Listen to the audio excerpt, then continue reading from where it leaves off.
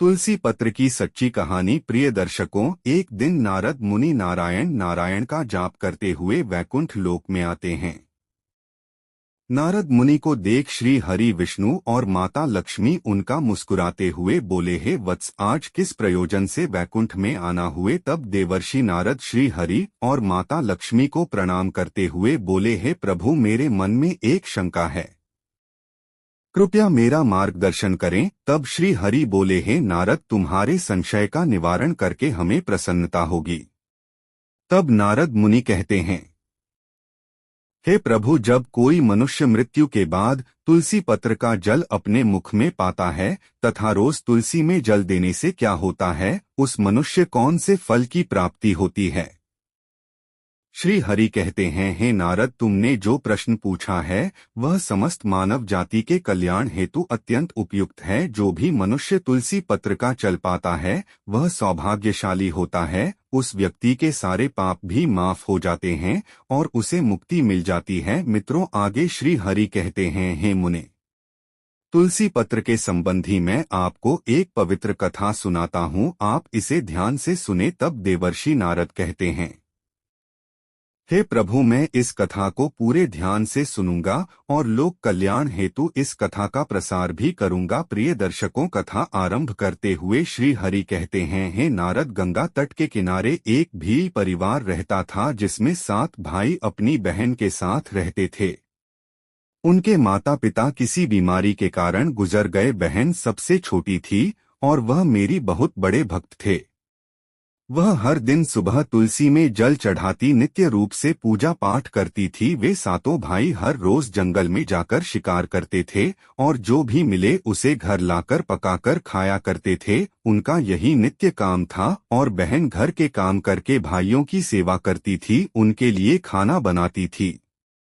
एक दिन उसका हाथ एक छुरी के कारण मछली को काटते हुए कट गया। उसके हाथ से खून बहने लगा। उसने जब उस रक्त को दीवार से पूछना चाहा तो सोचा कि भाइयों को इस बात का पता लगने पर उन्हें बुरा लगेगा।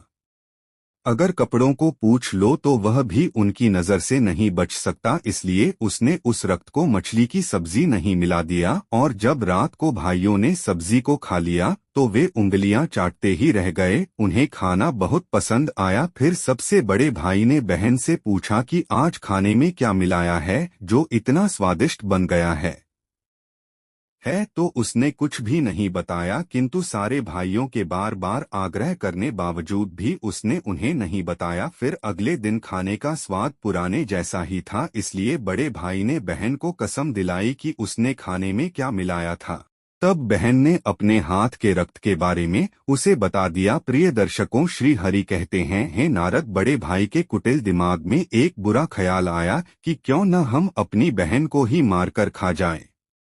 क्योंकि उसके रक्त की बूंदें ही इतनी स्वादिष्ट थी तो फिर उसका मांस कितना स्वादिष्ट और मुलायम होगा। फिर अगले दिन बड़ा भाई अपनी यह कुटिल योजना सारे भाइयों को बताता है और सबसे छोटे भाई को छोड़ सारे भाई राजी भी हो जाते। तब बड़ा भाई अपनी बहन की हत्या करने की साजिश बना लेता है। प्रिय दर्शकों, श्री हरि कहते हैं, हे नारद, दूसरे दिन वे सभी बहन की शादी कराने हेतु उसे दूसरे गांव चलने के लिए मना लेते हैं। फिर वे सभी अपनी बहन के साथ रास्ते की एक छोटी गुफा में ले जाकर उसे बांध देते हैं और उस पर बाणों से वार करना शुरू कर देते हैं। तभी उस स्त्री ने मन ही मन ईश्वर की प्रार्थना करते हुए कहा कि हे प्रभु, अब आप ही मेरी रक्षा करें। तब एक चमत्कार हो जाता है। सबसे बड़ा भाई बाटो चलाता है लेकिन वह निशाना चूक जाता है। उसका निशाना बार बार चूक जाता है। फिर दूसरे भाई भी एक एक करके बाण चलाते हैं, फिर भी उन सभी का निशाना चूक ही जाता है। अंत सबसे छोटे भाई को बाण चलाने को कहते हैं किंतु वह मना कर देता है। तब सभी भाई उसे ही जान से मारने की धमकी देते हैं। तो बहन स्वयं मुझसे विनती करती हुई बोली, हे प्रभु, अब आप मेरे छोटे भाई की रक्षा करें और मेरे प्राण ने। ऐसा कहते ही सबसे छोटे भाई का बाण बिना निशाने के ही बहन के सीने को भेज जाता है। तब वे सारे 6 भाई अपनी ही सगी बहन को काटकर पकाते हैं और आपस में परोसते हैं और अंत में सबसे छोटे भाई को उसका सिर खाने को देते हैं। वह अत्यंत दुखी होकर मन ही मन बहुत रोता है। उसने अपने कपड़ों में एक मछली का टुकड़ा छुपा के रखा था, तो उसने उसी मछली को ही खाने में मिलाकर खा लिया। खाते समय उसने अपने पात्र के नीचे एक छोटा सा गड्ढा खोदकर उसमें अपनी बहन के सिर और हाथ पैर के टुकड़े डाल दिया। फिर वे सब वहां से चले जाते हैं। श्री हरि कहते हैं, हे नारद, दूसरे दिन छोटा भाई उसी जगह पर आकर एक बांस का पेड़ अपनी बहन की याद में लगा देता है और उसे रोजाना पानी देता है। इसी तरह कुछ दिन बीत जाने के बाद एक साधु बांस के पास मलमूत्र त्यागने हेतु जाते हैं, तो वहां से आवाज आती है, हे साधु महाराज, आप इस जगह मल का त्याग न करें। तभी वह साधु आश्चर्य से एक बांस के टुकड़े को काटकर अपने साथ रखते हैं और उसकी एक बांसुरी बना लेते हैं। जब भी वह साधु बांसुरी बजाता तो उसमें से एक स्त्री की सुंदर गाती हुई आवाज आती थी। मित्रों, वह तपस्वी उसी बांसुरी बजाते हुए अपना जीवन व्यापन करने लगे। कुछ समय बीतने के बाद वे साधु उसी बड़े भाई के घर गए, तो वह बांसुरी बजने के अलावा वह कहने लगी कि इसी तो उसने मेरी हत्या की है। ऐसा सुनते ही घर से बड़ा भाई भागते हुए आया और उसने उस साधु को अपने द्वार से आगे भगाया। श्री हरि कहते हैं, हे नारद, इसी तरह वह साधु उन 6 भाइयों के द्वार पर जाता है, किंतु वे सभी साधकों वहां से भगा देते हैं। साधु को तब कुछ हद तक यह बात समझ में आ जाती है कि जिस स्त्री की आत्मा इस बांसुरी में रहती है उसका इन लोगों के साथ जरूर कुछ नाता होगा, किंतु बेचारा साधु उन सभी के साथ कुछ भी नहीं कर सकता था। इसलिए वह फिर अंत में भाई के द्वार पर जाता है। तभी वह बांसुरी कहती है, यही मेरे प्रिय भाई का घर है। मित्रों, जब घर में बैठे दुखी भाई को अपनी बहन की पुकार सुनाई दी तो वह भागते हुए घर से बाहर आता है, किंतु देखने पर वह देखता है कि एक साधु बांसुरी लेकर द्वार पर खड़ा है। तो साधु ने उस भाई को बताया कि वह आवाज इस बांसुरी से आई है। मित्रों, श्री हरि कहते हैं, हे नारद, वाह भाई उस साधु से विनती करते हुए उनसे बांसुरी मांगता है। तब वह साधु उस बांसुरी को 7वें भाई को देता है और वह वहां से चला जाता है। फिर वह भाई भी अपनी बहन की आवाज वाली बांसुरी बजाता है, तो वह उसे कहती है, हे भाई, मुझे पता है कि तुम मुझसे बहुत प्रेम करते हो, किंतु मेरी मुक्ति के लिए तुम हर दिन घर की तुलसी में जल चढ़ाव तथा भगवान श्री हरि की पूजा पाठ और नित्य सेवा करो। अपनी बहन की आत्मा की बातों को मानकर वह भाई नित्य रूप से तुलसी में जल देता और घर में पूजा पाठ करता था। श्री हरि कहते हैं, हे मुनि, मैं उस भाई की पूजा पाठ और उस मरी हुई बहन के आत्मा के प्रति प्रेम से भावुक हो गया। फिर एक दिन जब वह भाई तुलसी को जल देते हुए मन ही मन मेरा नाम का जप कर रहा था, तब स्वयं मैं उसी तुलसी के पौधे से उस गरीब भाई के घर में प्रकट हुआ। मेरे तुलसी के पौधे से प्रकट होने से वह भाई तुरंत मेरे शरण आया और सच्चे मन से मेरी स्तुति करने लगा।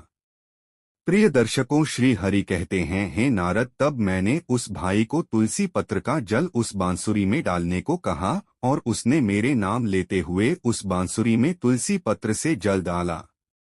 तो मेरे आशीर्वाद से उस स्त्री का पुनर्जन्म होकर वह स्वयं उस बांसुरी बाहर आ गई। तब उन दोनों भाई बहन को मैंने तुलसी के संबंध में महत्वपूर्ण ज्ञान दिया था। वह ज्ञान अब आप भी ध्यान से सुने। तुलसी को मेरी पत्नी लक्ष्मी का ही रूप माना जाता है। तुलसी में हर रोज जल चढ़ाने से जीवन की परेशानियां दूर होती है और सुख शांति आती है और से धन का लाभ होता है। तुलसी में जल चढ़ाते समय चंदन का तिलक लगाना शुभ माना जाता है। तुलसी में जल चढ़ाने का सही समय सूर्योदय से लेकर उसके 2 से 3 घंटे बाद तक का ही होता है। तुलसी में हमेशा संतुलित मात्रा में ही जल चढ़ाना चाहिए। तुलसी के पौधे में रविवार को जल नहीं चढ़ाना चाहिए। शाम के समय यानी कि सूर्यास्त के बाद तुलसी के पौधे में दीपक नहीं जलाना चाहिए। मंगलवार को तुलसी में जल देने से विष्णु जी और लक्ष्मी जी दोनों ही प्रसन्न होते हैं। तुलसी को अन्य वनस्पतियों में शुभ और मंगलकारी माना जाता है। रोज सुबह स्नान के बाद तुलसी में जल अर्पित करने से जीवन के दुर्भाग्य दूर होते हैं। मित्रों, आगे भगवान श्री हरि कहते हैं, मृत्यु ही जीवन का परम सत्य है। मृत्युपरांत व्यक्ति का विधिपूर्वक अंतिम संस्कार करने का विधान है, जिससे उसके शरीर को मुक्ति मिल सके और वह एक शरीर को त्याग कर दूसरा शरीर धारण कर सके। उसी प्रकार से जब व्यक्ति मोक्ष की प्राप्ति करता है तो उसे सभी पापों से मुक्ति मिलती है। मृत्यु के समय मुंह में गंगाजल डालना चाहिए, जिसका कारण है कि गंगाजल कभी खराब नहीं होता है और कुछ बूंदें ही मृत्युपरांत व्यक्ति के लिए मोक्ष के द्वार खोल देंगे। मृत्यु के समय व्यक्ति के मुख में गंगाजल डालने से उसे कई शारीरिक कष्टों से मुक्ति मिल जाती है और आसान मृत्यु मिल जाती है। यदि मृत्यु के समय व्यक्ति के मुंह में तुलसी की पत्तियां रखी जाती हैं, तो मरने वाले व्यक्ति की आत्मा को भगवान विष्णु का आशीष प्राप्त होता है और संसार की मोह माया से मुक्त